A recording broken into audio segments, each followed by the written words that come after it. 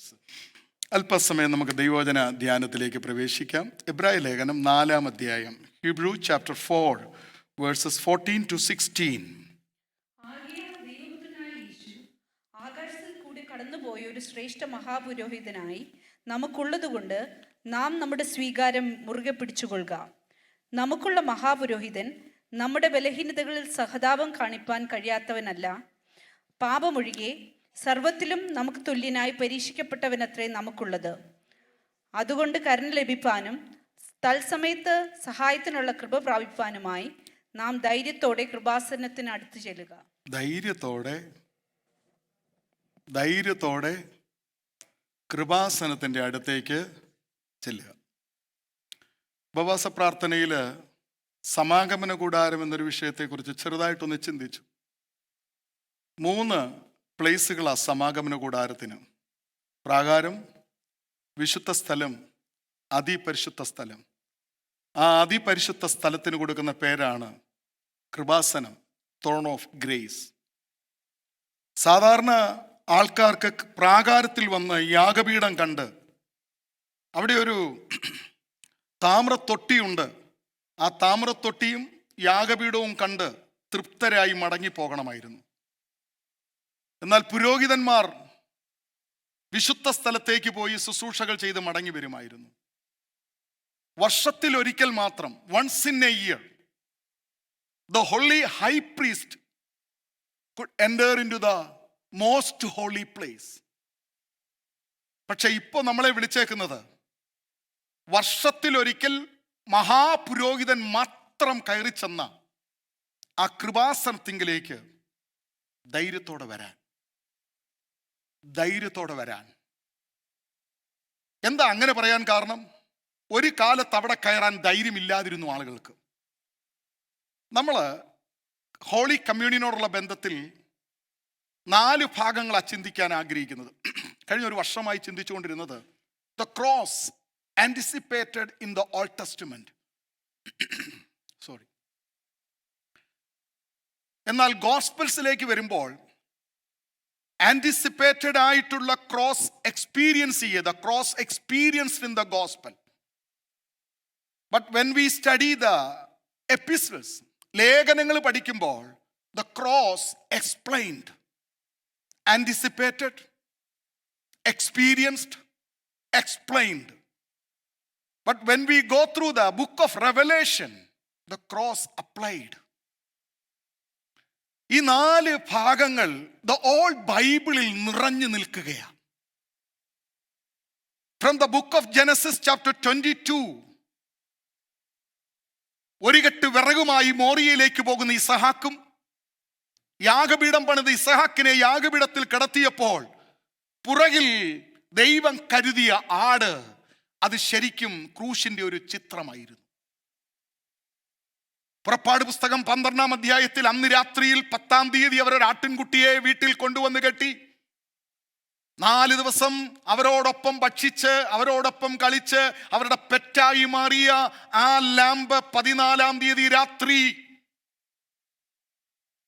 അവരുടെ കത്തി കൊണ്ട് അതിനെ അറുത്ത് അതിൻ്റെ രക്തം അവരുടെ കട്ടളക്കാലിന്മേലും കുറുമ്പടിമേലും പരട്ടി. അതവർക്ക് പ്രൊട്ടക്ഷൻ ആയിരുന്നു. ആ ആടിൻ്റെ ഇറച്ചി തീയിൽ ചുട്ട് അതവർ ഭക്ഷിച്ചപ്പോൾ അതവർക്ക് മുമ്പോട്ട് പോകാനുള്ള ഹെൽത്ത്, ആരോഗ്യം അതിനകത്ത് കിട്ടുന്നു.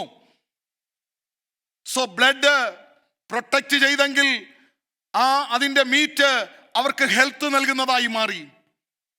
പുറപ്പാട് പുസ്തകത്തിലും ലേവ്യ പുസ്തകത്തിലും മാത്രമല്ല, ഉൽപ്പത്തിയിലും പുറപ്പാടിലും മാത്രമല്ല, ലേവ്യ പുസ്തകത്തിൽ വരുമ്പോൾ യേശുക്രിസ്തുവിന്റെ ക്രൂശിന്റെ ഒരു ചിത്രം ലേവ്യ പുസ്തകത്തിലുമുണ്ട്.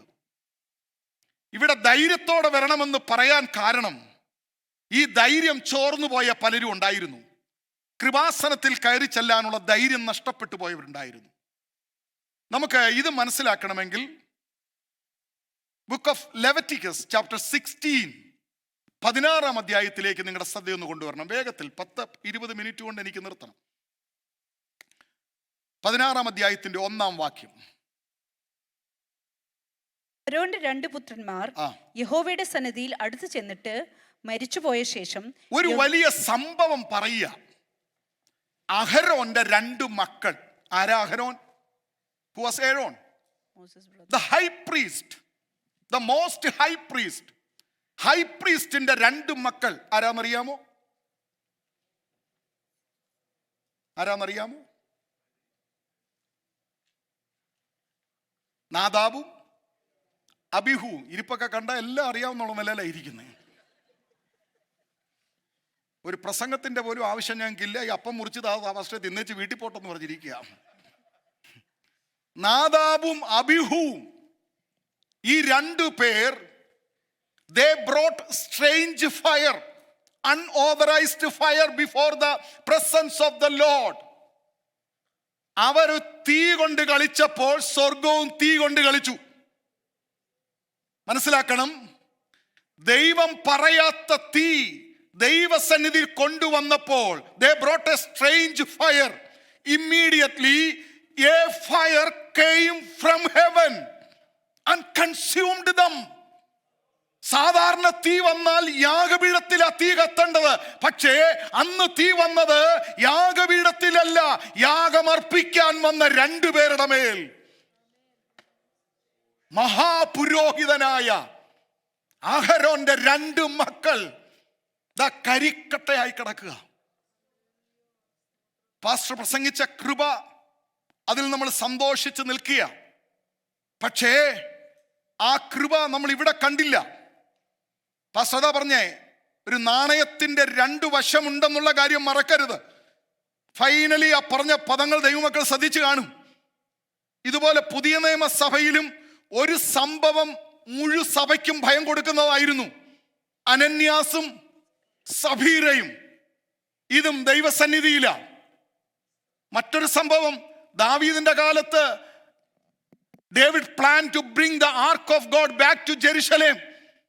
അവിടെ നമുക്കറിയാം, he brought the ark of God in a wrong way, just as the pattern of Gentiles. അവൻ അതിന് പാറ്റേൺ ആയിട്ട് എടുത്തത് ജാതികൾ ചെയ്യുന്നത് പോലെ ഒരു കാര്യം ആലയത്തിനകത്ത് കൊണ്ടുവന്ന് ചെയ്യാൻ ശ്രമിച്ചാൽ ജയിക്കത്തില്ല കേട്ടോ, തോറ്റുപോകും. ജാതികളുടെ ഒന്നും കോപ്പി അടിച്ച് ഈ പുൽപ്പിറ്റ് കൊണ്ടുവരരുത്. ഈ പുൽപ്പിറ്റ് ദൈവത്തിന്റെ മാതൃക പ്രകാരം ആരാധിക്കേണ്ട സ്ഥലമാ. നല്ലതാ, പോയി കണ്ടോ. But don't bring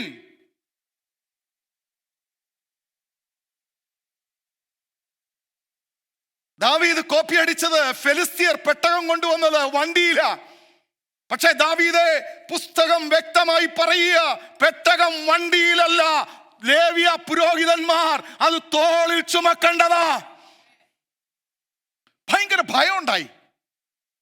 ദൈവം ചില സമയത്തൊക്കെ ദൈവജനത്തിന്റെ ഇടയിൽ ഭയം വരുത്തിയിട്ടുണ്ട്. ഇതുപോലെ അഹരോന്റെ 2 മക്കൾ മരിച്ചപ്പോൾ ഭയങ്കര ഭയം ഉണ്ടായി ഇസ്രായേൽ. ഉടനെ അവർ ചോദിച്ചൊരു ചോദ്യമാ, ഇങ്ങനെയാണെങ്കിൽ എങ്ങനെയാ ദൈവത്തോട് അടുക്കുന്നത്? ഉടനെ ദൈവം, അതുകൊണ്ടാണ് 16-ാം അധ്യായം പറയുന്നത്, ഇവിടെ അഹരോൻ മിണ്ടിയില്ലെന്നാ. ലേവ്യ പുസ്തകം 10-ാം അധ്യായത്തിൽ അഹരോൻ ഒരു അക്ഷരം മിണ്ടിയില്ല. വായിക്കാമോ ലേവ്യ പുസ്തകം 10-ന്റെ 1 മുതലുള്ള വാക്യങ്ങൾ?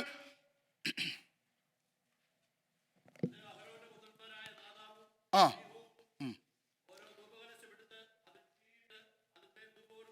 ആ ദൈവം കൽപ്പിച്ചതല്ലാത്ത അന്യാഗ്നി. ഇത് ദൈവമക്കൾ മനസ്സിലാക്കണം. ദൈവം കൽപ്പിക്കാത്ത ഒന്നും ആലയത്തിനകത്ത് കൊണ്ടുവരരുത്, ആരാധനയിൽ കൊണ്ടുവരരുത്. നിങ്ങൾ യൂട്യൂബിൽ കണ്ടതൊന്നുമല്ല ഇവിടെ കൊണ്ടുവരേണ്ടത്. യൂട്യൂബ് നോക്കി ചിക്കൻ കറി വെക്കാം, പക്ഷെ യൂട്യൂബ് നോക്കി ആരാധന പഠിക്കരുത്. ആരാധനയ്ക്കൊരു മാതൃക അത്യുന്നതനായ ദൈവം തന്നിട്ടുണ്ട്. ഞാൻ കാണിച്ച മാതൃക പ്രകാരം എന്നെ ആരാധിക്കണം, എന്നെ ബഹുമാനിക്കണം.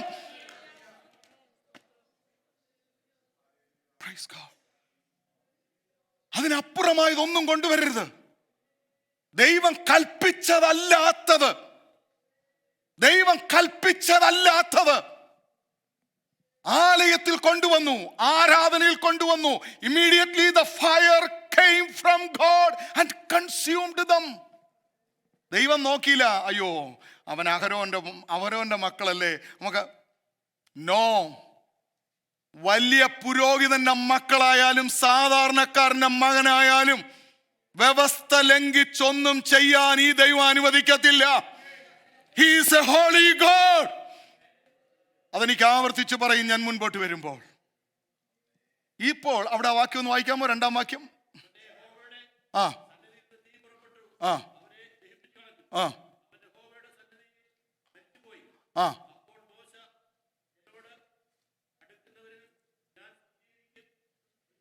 ഈ പദം ശ്രദ്ധിക്കണേ.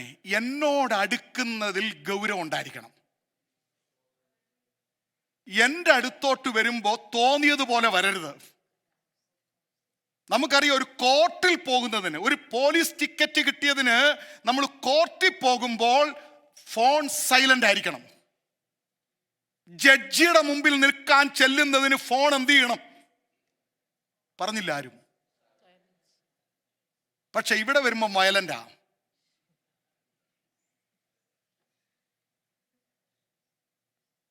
ലോകത്തിന്റെ കോടതിയോട് അടുക്കുന്നതിന് ഒരു ഡ്രസ് കോഡ് അവർ പറഞ്ഞിട്ടുണ്ട്. കോടതിയോട് അടുക്കുന്നതിന് ചില കണ്ടീഷൻ പറഞ്ഞിട്ടുണ്ടെങ്കിൽ, if you are approaching, if you are going to encounter with this holy almighty God, there are conditions.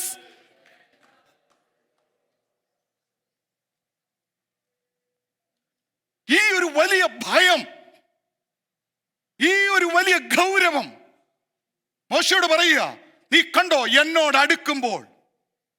അപ്പൊ ദൈവത്തോട് അടുക്കുക, ആലയത്തിലേക്ക് വരിക, പള്ളിയിലോട്ട് വരിക, എന്തും പറയാൻ പറ്റിയ, എന്തും ചെയ്യാൻ പറ്റിയ, എന്തും കാട്ടിക്കൂട്ടാൻ പറ്റിയ സ്ഥലമല്ല പള്ളി എന്ന് ഒരു ബോധം ആരാധിക്കാൻ വരുന്ന ഭക്തന്റെ അകത്തുണ്ടാകണം. ഇത് സംഭവമുള്ള കഴിഞ്ഞതിന് ശേഷമാ പറഞ്ഞത്, നീ അഹരോനോട് പറയണം, once in a year, the day of atonement, മഹാപാപ പരിഹാര ദിനം എന്ന് പറഞ്ഞൊരു ദിവസമുണ്ട്. ആ ദിവസം അഹരോൻ എന്ത് ചെയ്യണമെന്നറിയാമോ? അവന്റെ വലിയ വസ്ത്രമുണ്ടല്ലോ, വില കൂടിയ വസ്ത്രം, നീളക്കുപ്പായം, നിലയങ്കി, മാർപ്പതക്കം, ഏഫോദ്, നടുക്കച്ച, തലപ്പാവ്, ഇങ്ങനെയുള്ള വിശേഷമായ 7 വസ്ത്രങ്ങളോടുകൂടിയ, പ്രൗഢിയോടുകൂടിയ ആ ലക്ഷറി ആയിട്ടുള്ള ഡ്രസ് മുഴുവനും ഊരി വച്ചിട്ട് ഒരു വൈറ്റ് ലിനൻ അല്ലെങ്കിൽ ആ ഒരു വെള്ള അങ്കി, വെള്ള നൂൽ കൊണ്ട് ധരിച്ചൊരു വെള്ള എന്നവിടെ ഇല്ല കേട്ടോ, എന്നെ ആരും ക്വസ്റ്റ്യൻ ചെയ്യല്ലേ, വെള്ള എന്നുള്ളത് പറഞ്ഞു. അപ്പൊ ഒരു പഞ്ഞി നൂൽ കൊണ്ടുള്ള ഒരു അങ്കി അവൻ വിശേഷാൽ ധരിക്കണം. ധരിക്കുന്നതിന് മുമ്പ് അവൻ വെള്ളത്തിൽ കുളിക്കണം. ദൈവത്തോട് അടുക്കുന്നതിന്റെ കണ്ടീഷനാ. ഈ ഭയം പെന്തക്കോസ്തുകാരിൽ നിന്ന് നഷ്ടപ്പെട്ടു പോയോ എന്നൊരു ചിന്ത. എങ്ങനെയും ആലയത്തിൽ വരാം, ആലയത്തിൽ വന്ന് എന്തും കാട്ടിക്കൂട്ടാം, എന്തും പറയാമെന്നുള്ളൊരു ചിന്ത പിശാച് നമ്മുടെ അകത്ത് ഇൻജക്ട് ചെയ്തിട്ടുണ്ടെങ്കിൽ സ്വർഗത്തിലെ ദൈവം പറയുക, അത് ഡിലേറ്റ് ചെയ്യുക. ഈ ദൈവത്തോട് അടുത്തു വരാൻ നീ നിന്റെ പ്രൗഢിയുള്ള വസ്ത്രങ്ങൾ ഊരി വെച്ച് പഞ്ഞി നൂൽ കൊണ്ടുള്ള അങ്കി ധരിക്കുമ്പോൾ, you are going to serve before me as a servant, as a slave. അത് അവരുടെ വസ്ത്രമാ. Praise God. ദൈവദാസന്മാരായ ഞങ്ങൾ പോലും ചിലപ്പോഴൊക്കെ പുൽപ്പിറ്റി രാജാവിനെ പോലെ നിൽക്കണമെന്ന് ആഗ്രഹിക്കുന്നു. പക്ഷെ ദൈവം പറഞ്ഞ്, എൻ്റെ മുമ്പിൽ നിൽക്കുമ്പോൾ ഒരു ദാസനെ പോലെ നിന്നാ മതി. സ്വർഗത്തിലെ സകല മഹിമകൾ ഊറ്റി വെച്ചേച്ച് ഞാൻ എൻ്റെ മകനെ നിന്റെ അടുത്തോട്ട് അയച്ചത് ദാസനായിട്ടാ, ഒരടിമയെ പോലെ. നിന്റെ പാദം കഴുകാൻ വരെ അവൻ കുനിഞ്ഞില്ലേ, അത് അടിമയുടെ പണിയാ. ഞാൻ എൻ്റെ മകനെ അയച്ചത് ഒരടിമയെ പോലെ, ദാസനെ പോലെ ആണെങ്കിൽ എൻ്റെ ദാസന്മാർ എൻ്റെ മുമ്പാകെ ശുശ്രൂഷിക്കുമ്പോൾ ഒരു ദാസ മനോഭാവത്തിൽ ചെയ്താൽ മതി. മനസ്സിലാകുന്നുണ്ടെന്ന് ഞാൻ വിശ്വസിക്കുകയാണ്. സോ ഈ പഞ്ഞിനൂലുള്ള അങ്കി ധരിച്ചിട്ട് അവൻ എന്ത് ചെയ്യണമെന്നറിയാമോ? അവനൊരു പ്രിപ്പറേഷൻ ചെയ്യണം. അവൻ അകത്തോട്ട് വരിക, കൃപാസനത്തിൽ പോവുക, അതും വർഷത്തിൽ ഒരിക്കൽ മാത്രം. ജനത്തിന്റെ കയ്യിൽ നിന്ന് നീ ഒരു ആട്ടുകൊറ്റനെ വാങ്ങിക്കണം. 2 ആട്ടുകൊറ്റന്മാരെ കൊണ്ടുവരാൻ പറയണം. ആരുടെ കയ്യിൽ നിന്ന് വാങ്ങിക്കണം? ഹലോ, ആരുടെ കയ്യിൽ നിന്ന് വാങ്ങിക്കണം? അപ്പൊ ആരാ കൊടുക്കേണ്ടത്? ആലയത്തിനുള്ളത്, ആരാധനയ്ക്കുള്ളത്. വീണ്ടും സൈലന്റ് ആവുക. ആലയത്തിനുള്ളത് ആരുടെ കയ്യിൽ നിന്നാ മേടിക്കണ്ടേ? ആരാധനയ്ക്കുള്ളത് ആരുടെ കയ്യിൽ നിന്നാ വാങ്ങിക്കണ്ടേ? ജനത്തിന്റെ കയ്യിൽ നിന്ന് 2 കോലാട്ടൻ, 1 കാളക്കിടാവ്, 1 ആട്ടുകൊറ്റൻ നീ വാങ്ങിക്കണം. വാങ്ങിച്ചിട്ട് ഒരു കാളക്കിടാവിനെ നീ യാഗമാക്കണം നിന്റെ പാപത്തിന്. നീ അങ്ങോട്ട് ചെല്ലുമ്പോൾ മരിക്കാതിരിക്കണമെങ്കിൽ നീ വെള്ളത്തിൽ കഴുകണം. നീ പഞ്ഞിനൂൽ കൊണ്ടുള്ള അങ്കി ധരിക്കണം. അണ്ടർ ഗാർമെന്റ്സ് ഇടാൻ നീ മറക്കരുത്. You are entering into the most holy place. നിന്റെ സ്വെറ്റ് ഒന്നും അവിടെ വീഴരുത്. അത്ര ഭയങ്കര ഗൗരവമുള്ള ഒരു ദൈവം. നാം എവിടെയാ ദൈവത്തെ ആരാധിക്കാൻ വരുന്നതെന്നുള്ള ഒരു ബോധം നിങ്ങളുടെ ഉള്ളിലേക്ക് തരാനാണ് ഞാൻ ആഗ്രഹിക്കുന്നത്. ഞാൻ വളരെ ഭയത്തോടെ ഇത് പഠിച്ചത്. നീ ആട്ടുകൊറ്റനെ 2 ആട്ടുകൊറ്റനെ കൊണ്ടുവന്നിട്ട് 1 ആട്ടുകൊറ്റനെ അവിടെ ചീട്ടിടണം. Cast lords. ലോഡ്സ് ഇടുമ്പോൾ നീ 1 എഴുതണം. Belongs to God, belongs to Azazel. 1 യഹോവയ്ക്കുള്ളത്, 1 അസലേലിനുള്ളത്. ആരാ അസലേല്? ആരാ അസലേല്? അതാ ഞാൻ പറഞ്ഞു, ഇരിപ്പ് കണ്ടാല് ഇതെല്ലാം ഞങ്ങൾ പഠിച്ച അവസ്ഥ എന്ന് പറഞ്ഞാൽ ഇരിക്കുന്നേ. അസലേൽ ആരാ? 1 യഹോവയ്ക്കുള്ളത്, 1 അസലേലിനുള്ളത്. അസലേൽ എന്ന് പറഞ്ഞ ഒരാളല്ല, സ്കേപ്പ് ഗോട്ട് എന്നാ. അയക്കപ്പെടാൻ 2 ആട്ടുകൊറ്റൻ, ഒന്നിങ്ങനെ ചീട്ട് വീണു അറക്കപ്പെടാൻ, മറ്റൊന്നിനെ അയക്കാൻ. ആ കാളയെ, ആ ബുള്ളിനെ അവൻ അറക്കണം, ആ റാമിനെ അവൻ അറക്കണം. എന്നിട്ട് രക്തം കയ്യിലെടുക്കണം. പഞ്ഞിനൂൽ കൊണ്ടുള്ള അങ്കി ധരിച്ച വസ്ത്രം, ഒരു കയ്യിൽ അറുത്ത മൃഗത്തിന്റെ രക്തം, മറ്റേ കയ്യിൽ എന്തുവാണെന്നറിയാമോ? ഇൻസെൻസ്. സ്മോക്ക് വരുന്ന ഇൻസെൻസ്. അതിന് തീ എവിടുന്ന് എടുക്കണമെന്നറിയാമോ? From the altar. ഓൾട്ടറിൽ എന്തുണ്ടായിരിക്കണം? തീ ഉണ്ടെങ്കിലല്ല എടുക്കാൻ പറ്റത്തുള്ളൂ. Praise God.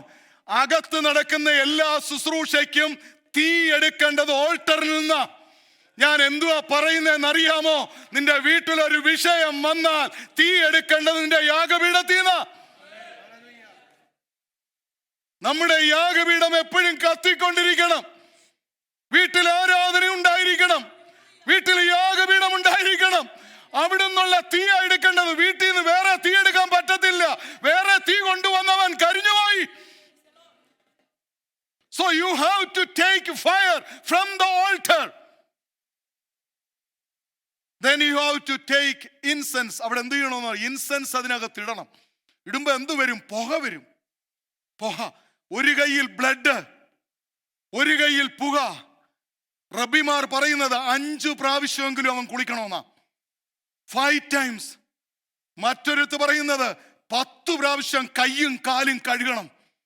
കാരണം ഇവനറിയാം, ഏതെങ്കിലും ഒന്ന് ലംഘിച്ചാൽ ഞാൻ മരിക്കും. I will die. ഈ വചനം ഇവിടെ കൊണ്ടുവരിക. അയോഗ്യമായി ഭക്ഷിച്ചാൽ ഈ വചനത്തിന് മാറ്റമില്ല ദൈവമക്കളെ. ഇത് ഗൗരവമില്ലാതെ കൈകാര്യം ചെയ്യേണ്ട ശുശ്രൂഷയല്ല. ഒരു കയ്യിൽ പുക, ഒരു കയ്യിൽ ബ്ലഡ്, പഞ്ഞിനൂൽ കൊള്ളുള്ള അങ്കി. 10 പ്രാവശ്യം കുളിച്ചു, 5 പ്രാവശ്യം കുളിച്ചു, 10 പ്രാവശ്യം കൈകാലുകൾ കഴുകി വിറച്ചും കൊണ്ട് പോവുക. നിങ്ങൾ ഒരു പക്ഷെ ചോദിക്കും, എന്തിനാ പാസ്റ്ററെ പുക? ഇപ്പൊ നമ്മുടെ പുൽപ്പിറ്റിലൊക്കെ പുക വരാറുണ്ട്. പുകച്ചവനോട് ചോദിച്ചാൽ അവനെ അറിയത്തില്ല എന്താന്ന്. ഇപ്പൊ ആരാധനയ്ക്കൊക്കെ എന്തോ കൊണ്ടുവരുന്നുണ്ട്. ഇവിടെ എന്തായാലും ഇതുവരെ വന്നിട്ടില്ല, ഇനിയോട്ട് വരാൻ പോകുന്നതുമില്ല. ആരാധിച്ചുകൊണ്ടിരിക്കുമ്പോ ഇങ്ങനെ പോഹാ പുൾപിറ്റിൽ ഇങ്ങനെ. പണ്ട് പള്ളി ചെന്നപ്പോ എന്തോ ഉണ്ടായിരുന്നു, പുകയ്ക്കൊരർത്ഥമുണ്ട്. കൃപാസനത്തിലോട്ട് കയറുമ്പോൾ അവിടെ ഇരിക്കുന്ന കൃപാസനത്തെ നിന്റെ കണ്ണുകൊണ്ട് കാണരുത്. നഗ്നമായ കണ്ണുകൊണ്ട് കണ്ടാ നീ മരിക്കും. നീ ആ പുകയ്ക്കകത്തൂടെ കണ്ടാ മതി.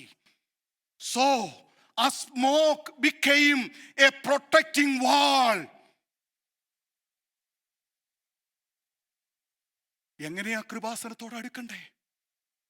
എങ്ങനെയാ ആരാധനയ്ക്ക് വരണ്ടേ? തോന്നിയ വസ്ത്രവും ധരിച്ച്, തോന്നിയ ആഡംബരവും കാണിച്ച്, തോന്നിയ മേക്കപ്പ് ഇട്ട് വരണ്ട സ്ഥലം അല്ല ദൈവമക്കളെ പള്ളി. എത്ര ലളിതമായിട്ട് വരാമോ, സിമ്പിൾ ആകാമോ, അത്രേ സിമ്പിളായിട്ട് വാ.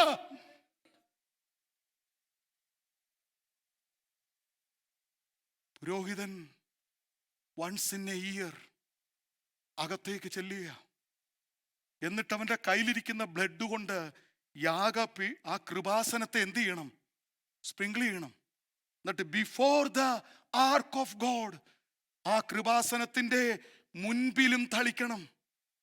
ആ രക്തം കൊണ്ടുവന്ന് യാഗപീഠത്തിന്റെ കൊമ്പുകളിൽ ഹോണിൽ പരട്ടണം. വൺസ് ഇൻ എ ഇയർ മാത്രം പുരോഹിതൻ ഇത്ര ഭയത്തോടെ കേറിപ്പോയ ഈ സ്ഥലത്തേക്ക് പുതിയ നിയമ വിശ്വാസിയെ വിളിക്കുക. ധൈര്യത്തോടെ വാ. പറഞ്ഞതിന്റെ അർത്ഥം മനസ്സിലായോ? ബിക്കോസ് നിങ്ങൾക്ക് വേണ്ടി വേറൊരാൾ സിൻ ഓഫറിങ് ചെയ്തിട്ടുണ്ട്. യേശു തന്റെ ദേഹമെന്ന തിരശീലയിലൂടെ കയറിപ്പോയി ജീവനുള്ള ഒരു പുതിയ വഴി നമുക്ക് തുറന്നു. A new way, a living way. എന്നിട്ട് പറയാ, ധൈര്യത്തോടെ കേറി വാ. വിറച്ചും കൊണ്ട്, ഒരു പ്രതീക്ഷയില്ല തിരിച്ചു വരുമെന്ന്. ഏതെങ്കിലും ഒരു വ്യവസ്ഥ ലംഘിച്ചാൽ പുരോഹിതൻ അതിപരിശുദ്ധ സ്ഥലത്തും മരിച്ചു വീഴും. യാതൊരു പ്രതീക്ഷയില്ല. ഈ 2 കോലാട്ടിൽ ഒരു കോലാടിനെ സിൻ ഓഫറിംഗ് ആയിട്ട് അറക്കുകയാണ്. എന്നിട്ട് മറ്റേ ആടിങ്ങനെ നോക്കി നിൽക്കുക, എന്നെ ഫ്രീ ആക്കി വിടുമായിരിക്കുമെന്ന്. പക്ഷെ അവന്റെ മേൽ ചീട്ട് വീണ്ടിരിക്കുന്നത് എന്തുവെന്നറിയാമോ? അസലേലിനുള്ളത്. ഹൈ പ്രീസ്റ്റ് വന്നിട്ട് 2 കൈകളും ഈ ആടിന്റെ മേൽ വെച്ചിട്ട് ഇസ്രായേലിന്റെ 1 ഇയർ ഉള്ള മുഴുവൻ പാപങ്ങളും he confessed with his mouth and transfer that all sins of the nation of Israel and Aaron and his household to the innocent lamb. ഈ ആടിന്റെ മേൽ കൈവച്ച് പ്രാർത്ഥിക്കുന്നതിൻ്റെയൊക്കെ അർത്ഥം മനസ്സിലായോ? കൈവച്ച് പ്രാർത്ഥിപ്പിക്കുന്നതിൻ്റെയൊക്കെ മീനിങ് മനസ്സിലായോ? അതിനകത്ത് തന്നെ ഒരു ഇമ്പാർട്ടേഷൻ ഉണ്ട്. അതുകൊണ്ടാ പറഞ്ഞ, അറിവില്ലാത്തതിൻ്റെ ഒന്നും മുമ്പിൽ ചെന്ന് തലയും കുനിച്ച് നിൽക്കരുതെന്ന്. കൈവച്ച് പ്രാർത്ഥിക്കുക. ഒന്ന് പാസ്റ്ററെ, ഒന്ന് പാർത്തീര്. ദൈവഹിതമില്ലാത്തതും നിങ്ങൾക്ക് നല്ല അറിവില്ലാത്തടത്തും ഒന്നും പോയി തല കൊണ്ടുവെക്കരുത്. ഏതാത്മാവാ ഇങ്ങോട്ട് കയറുന്നതെന്ന് അറിയത്തില്ല. ഒരു ഇമ്പാർട്ടേഷൻ അതിനകത്ത് നടക്കാറുണ്ട്. ഈ ആടിന്റെ മേൽ കൈവച്ച് ഇങ്ങനെ പ്രാർത്ഥിക്കുമ്പോൾ ഇസ്രായേലിന്റെ 1 വർഷത്തെ മുഴുവൻ പാപങ്ങളും he confessed with his mouth and transferred to the innocent. എന്നിട്ട് ഓർഡൈൻ ചെയ്ത് നിർത്തിയിരിക്കുന്ന ഒരാളുണ്ട്.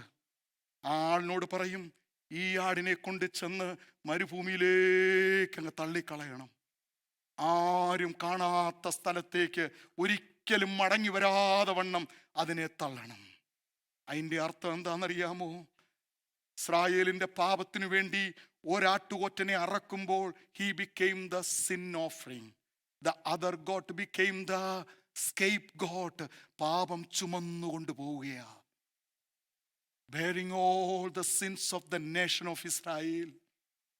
ആ പാപം മുഴുവനും ആളുകൾ നോക്കി നിൽക്കുമ്പോൾ ഈ ആടിങ്ങനെ പാപവും വഹിച്ചുകൊണ്ട് നടന്നു പോകുമ്പോൾ അവർ പറയുക, നമ്മുടെ പാപം ദാ പോകുന്നു.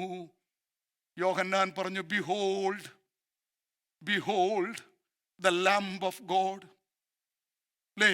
ലോകത്തിന്റെ പാപത്തെ ചുമന്നൊഴിക്കുന്ന ദൈവത്തിന്റെ കുഞ്ഞാട്. പാളയത്തിന് പുറത്ത് നഗരത്തിന് വെളിയിൽ നിന്ന് ചുമന്നുകൊണ്ട്. പാപമറിയാത്തവനെ അവൻ ദൈവത്തിൽ നമ്മുടെ നീതിയാകേണ്ടതിന് നമ്മുടെ പാപം അവന്റെ മേൽ ചുമത്തി. ഞാനിത് വായിച്ച് പഠിച്ചു വരുമ്പോൾ ഒരു സ്കേപ്പ് ഗോഡ് തിയറി ഉണ്ട്. സ്കേപ്പ് ഗോഡ് തിയറി എന്താണെന്നറിയാമോ? ആ തിയോളജിയോ തിയറിയെന്നോ എങ്ങനെ വേണമെങ്കിലും പറഞ്ഞു, എല്ലായിടത്തും കുറെ സ്കേപ്പ് ഗോട്ടുകളുണ്ട്. വീട്ടിൽ എന്തോ വന്നാലും ഒരാടെ മേലടിച്ചേൽപ്പിക്കും. വീട്ടിൽ എന്ത് പ്രശ്നം വന്നാലും എപ്പോഴും ഒരാടെ മണ്ടയ്ക്കായിരിക്കും അത് കയറുന്നത്. സഭയിൽ ഒരു പ്രശ്നം വന്നാലും ഒരു സ്കേപ്പ് ഗോട്ട് അവിടെ കാണും. അയാളുടെ കുഴപ്പം കൊണ്ട് മിക്കവാറും സ്കേപ്പ് ഗോട്ട് പാസ്റ്റേഴ്സ് ആയിരിക്കും. മുടി പോയൊരു പാസ്റ്റർ പുറകെ ഇരിപ്പുണ്ട്. മിക്കവാറും എല്ലായിടത്തും ജോലി പ്ലേസിലും ഒരു സ്കേപ്പ് ഗോട്ടുണ്ട്. മിടുക്കന്മാര് രക്ഷപ്പെടും, ഒന്നിന്റെ മണ്ടയ്ക്ക് അടിച്ചേൽപ്പിക്കും. യേശുക്രിസ്തു നമ്മുടെ സ്കേപ്പ് ഗോട്ടാ. പാപമില്ലാത്തവനെ പാപം ചുമത്തി മരുഭൂമിയിലേക്ക് അയച്ചതുപോലെ നമ്മുടെ കർത്താവ് നമ്മുടെ സ്കേപ്പ് ഗോട്ടാ.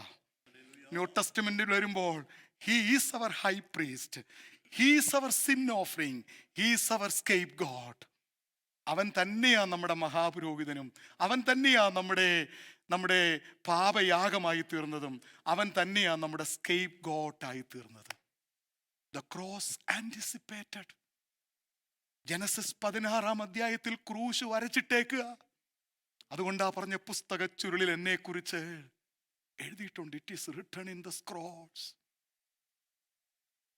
ആരാണ് ഇവിടുത്തെ സ്കേപ്പ് ഗോഡ്? ആരാണ് ഇവിടുത്തെ സിൻ ഓഫറിംഗ്? ആരാണ് ഇവിടുത്തെ ഹൈ പ്രീസ്റ്റ്?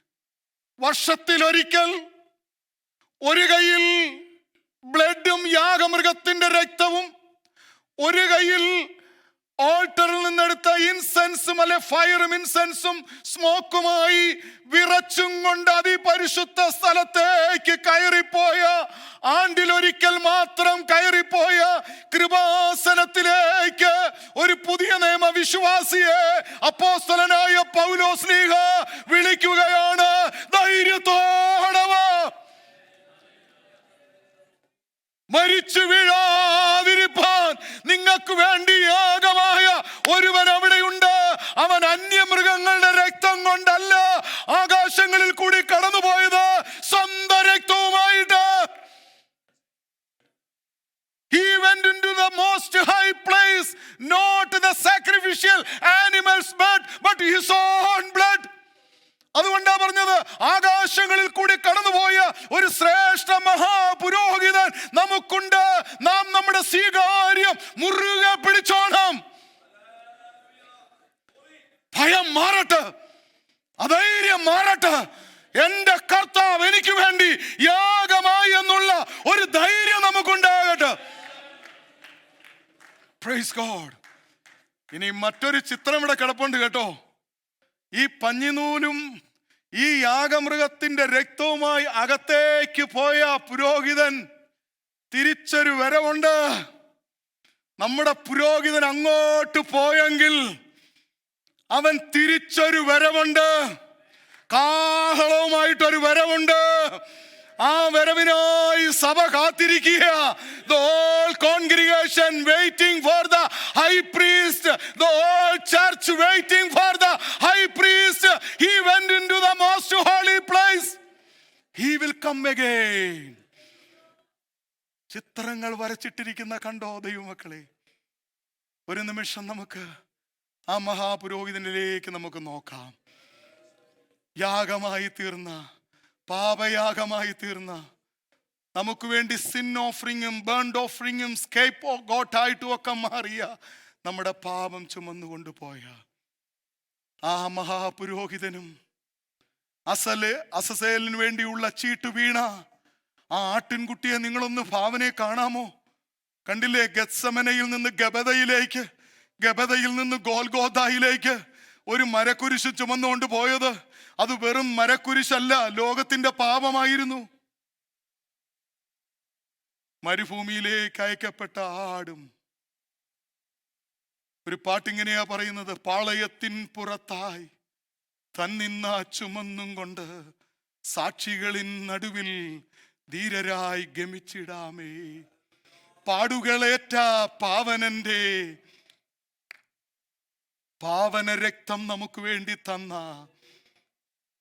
സാക്ഷികളിൻ നടുവിൽ ധീരരായി ഗമിക്കുവാൻ ദൈവം നമ്മളെ വിളിക്കുകയാണ്.